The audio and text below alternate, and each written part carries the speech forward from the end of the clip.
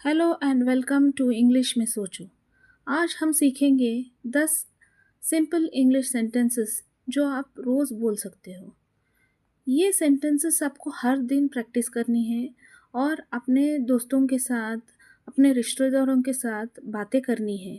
एक सेंटेंस आप बोल के तो देखो, उनका जवाब कैसे आता है। तो ऐसे आप इनिशिएट करोगे, ऐसे आप शुरुआत करोगे तो ऑटोमेटिकली आपको भी वो कॉन्फिडेंस आ जाता है और घर वाले या कोई भी आपसे आपके तरक्की जो चाहते हैं तो उनको भी ये खुशी मिल जाती है और आपका इंग्लिश ऑटोमेटिकली सुधरने लगता है। जब आपको कॉन्फिडेंस आ जाती है तो ऑटोमेटिकली आपका इंग्लिश सुधरना शुरू हो जाता है। ठीक है, तो याद रखिए, ये जो 10 सिंपल इंग्लिश के सेंटेंसेस है, आपको ये हर दिन प्रैक्टिस करनी है और ये हर दिन प्रैक्टिस करने से ही आप इंग्लिश आसानी से बोल सकते हो। और ये छोटे छोटे सेंटेंसेस है, आप आराम से ये बोल सकते हो। ठीक है, तो शुरुआत करेंगे पहले वाक्य से। तो पहला वाक्य है, good morning, how are you. तो ये गुड मॉर्निंग का मतलब होता है सुप्रभात और हाउ आर यू टुडे का मतलब होता है आज आप कैसे हैं। तो ये तो सिंपल सा प्रश्न है। आप किसी को भी बोल सकते हो good morning, how are you today, ऐसे बोल सकते हो, पूछ सकते हो और आपको इसके बदले जवाब भी मिल सकता है। जब वो जवाब देंगे ना तो आपको अलग अलग तरीके का जवाब मिल सकते हैं और आपको वो जवाब आप ट्राई करिए कि वो उन जवाबों को याद रखें और उस हिसाब से आप अपना इंग्लिश का प्रैक्टिस शुरू करें। ठीक है, तो पहला वाक्य था good morning, how are you today. इसका मतलब होता है शुभ प्रभात, नहीं तो सुप्रभात। हाउ आर यू टुडे का मतलब होता है आज आप कैसे हैं। तो दूसरा वाक्य है I am going to the market. इसका मतलब होता है मैं बाज़ार जा रहा हूँ, नहीं तो जा रही हूँ। तो ये वाक्य तो आप जब भी आप बाज़ार जा रहे हो तो ऐसे ही बोल सकते हो। तो कोई हंस देंगे, कोई ज़रूर बोलेंगे, नहीं तो कोई यस बोलेंगे, नहीं कोई ना कोई तो कुछ तो बोल देते हैं। तो आप वो वाक्य बोलेंगे तभी आपको रिस्पॉन्स मिलता है, तभी आप कुछ सीख सकते हैं। ठीक है, तो तीसरा वाक्य है can you help me please. जब आपको किसी से मदद चाहिए तो आप यह पोलाइटली कह सकते हैं, क्या आप मेरी मदद कर सकते हैं। तो ये पोलाइटली बोलना भी, आपका टोनिंग भी आप सीख जाएंगे और आपका इंग्लिश भी सुधर जाएगा। और फिर और एक बार मैं बोलती हूँ, जो सामने वाला का रिस्पॉन्स रहता है वो बहुत इम्पॉर्टेंट रहता है, जिससे आप बहुत कुछ सीख सकते हो। अगला वाक्य है चौथा वाक्य, I like to drink tea in the evening.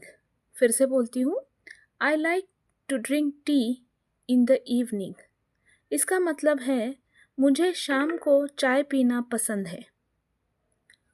ठीक है, और सोते वक्त हम बोलते हैं it is time to go to bed. जब सोने का समय हो जाता है तो आप कह सकते हैं अब सोने का समय हो गया है।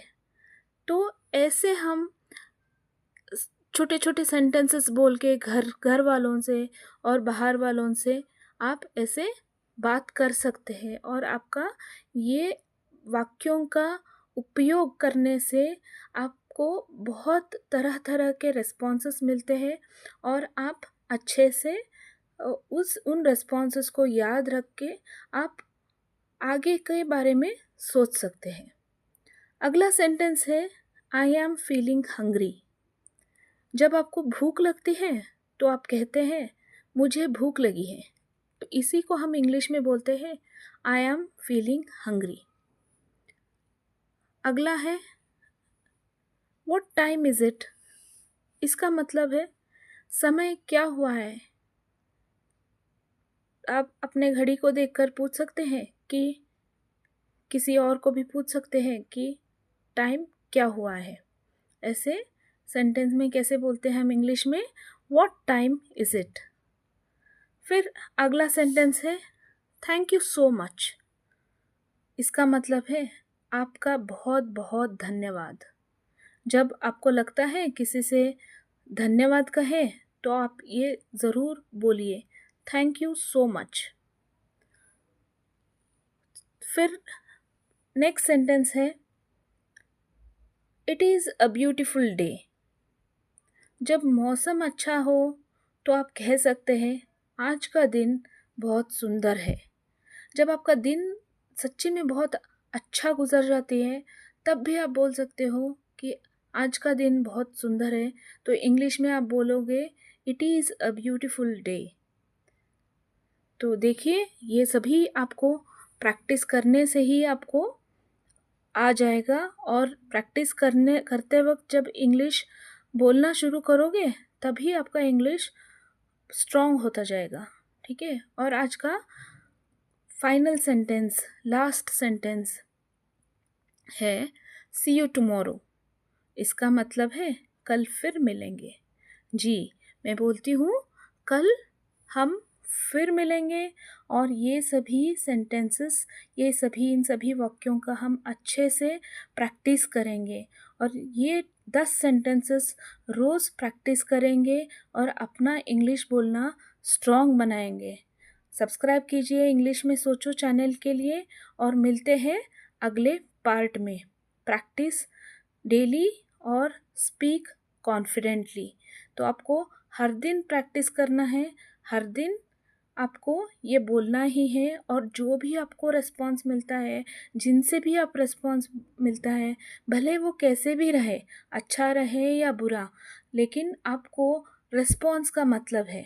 आप अगर बुरा रिस्पॉन्स मिला तो आप दुखी मत हो जाइए, आप अच्छे से हंसते हंसते उसे स्वीकार ले, क्योंकि आपको कुछ तो रिस्पॉन्स मिला है जो जिससे आप इंग्लिश प्रैक्टिस कर सकते हैं। ठीक है, तो इसके वजह से हम इंग्लिश बोलना स्ट्रॉन्ग बनाएंगे और अच्छे से बोलेंगे और कॉन्फिडेंटली बोलेंगे। ठीक है, तो अगले पार्ट में ज़रूर मिलेंगे इंग्लिश में सोचो चैनल में। आप सब्सक्राइब कीजिए, लाइक कीजिए, शेयर